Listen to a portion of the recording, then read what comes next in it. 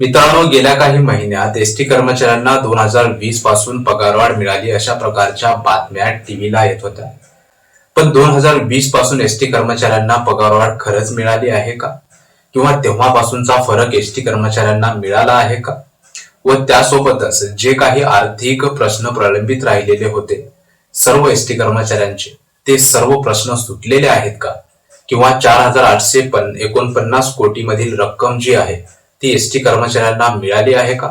2016 ते 2021 मधील इन्क्रिमेंट मधील 6% जे फरक एसटी कर्मचाऱ्यांचा बाकी आहे तो फरक एसटी कर्मचाऱ्यांना मिळालेला आहे का? व तसेच 2018 ते 2024 मधील डीए व एचआरएचा फरक एसटी कर्मचाऱ्यांना मिळाला आहे का? असे मोठमोठे आर्थिक प्रलंबित विषय जे आहेत ते एसटी कर्मचाऱ्यांचे सुटलेले आहेत का? असे मोठे प्रश्न घेऊन एसटी कर्मचारी शांत बसलेला आहे. शांत बसायला पाहिजे नव्हता, कारण ह्या गोष्टी शांत बसल्यास ऑटोमॅटिक मिळत नाहीत. काहीतरी हातपाय हलवायला पाहिजेत. संघटना खरंच या गोष्टी मिळवण्यासाठी धडपड करत आहेत का? आणि या सगळ्या संघटनांपैकी कोणती एक संघटना आहे जे की हे सर्व एसटी कर्मचाऱ्यांचं राहिलेले प्रलंबित विषय आहेत ते मार्गी लावू शकते? या गोष्टींकडे एसटी कर्मचारी खरंच लक्ष देत आहे का?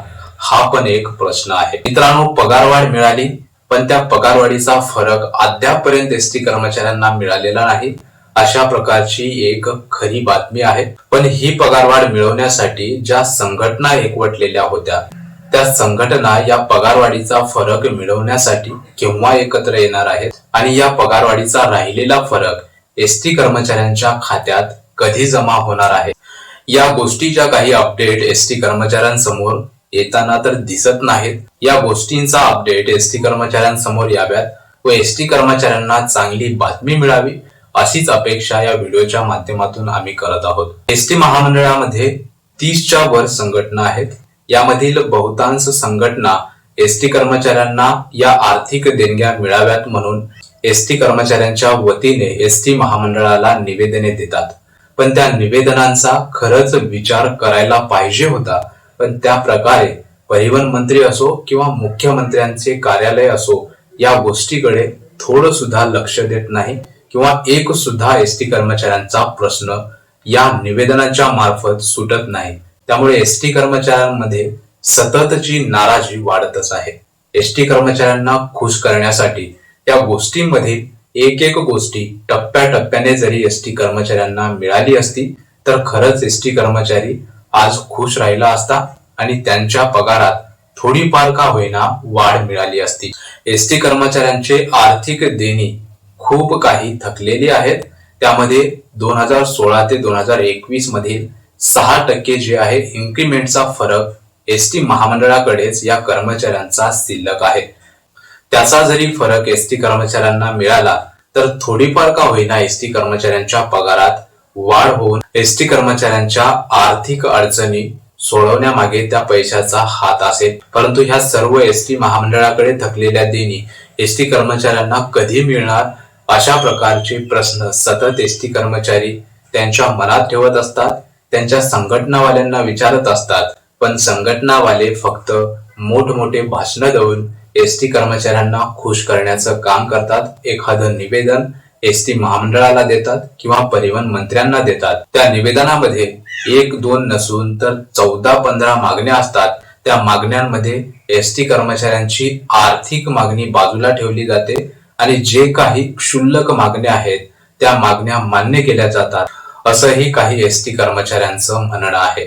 या गोष्टीकडे लक्ष देणं काळाची गरज आहे, कारण एसटी कर्मचारी हा एक असा कर्मचारी आहे जे की इतर कर्मचाऱ्यांच्या तुलनेत म्हणजे त्यांच्या रेसमध्येच हा कर्मचारी येत नाही. जर 100च्या स्पीडने जात असेल तर हा फक्त कर्मचारी 30च्या स्पीडने जाणार.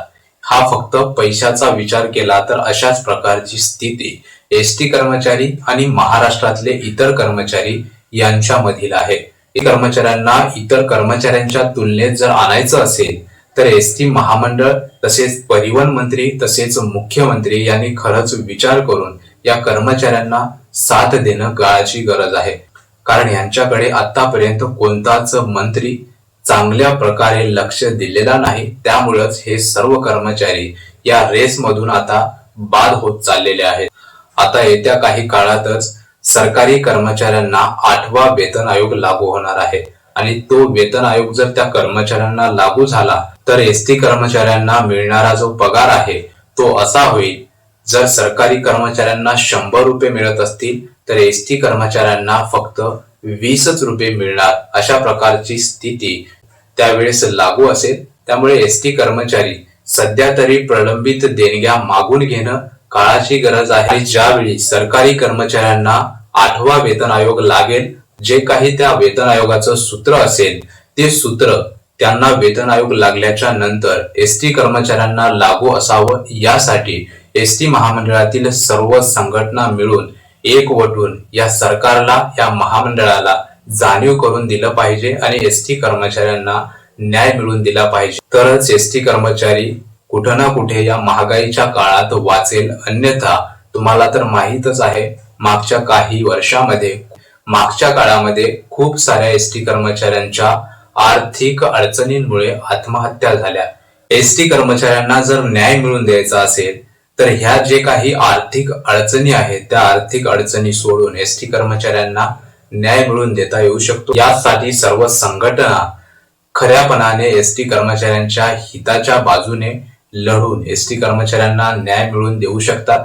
फक्त संघटनाच ह्या करू शकतात, कारण एसटी कर्मचारी खूप सारे संप करून पाहिले, संघटना विरहित संप देखील करून पाहिले, तेव्हा देखील एसटी कर्मचाऱ्यांना म्हणाल असं यश मिळालेलं नाही। त्यामुळे मनात खरेपणा धरून लढणारी संघटना एसटी कर्मचाऱ्यांना बघावी लागेल आणि त्या संघटनेच्या नेतृत्वाखाली ह्या सर्व मागण्या मान्य करून घ्याव्या लागतील, तरच एसटी कर्मचारी हे या सरकारी कर्मचाऱ्यांच्या रेसमध्ये येतील। अन्यथा इथून पुढच्या काळात एसटी कर्मचाऱ्यांचं जगणं खूपच कठीण होईल।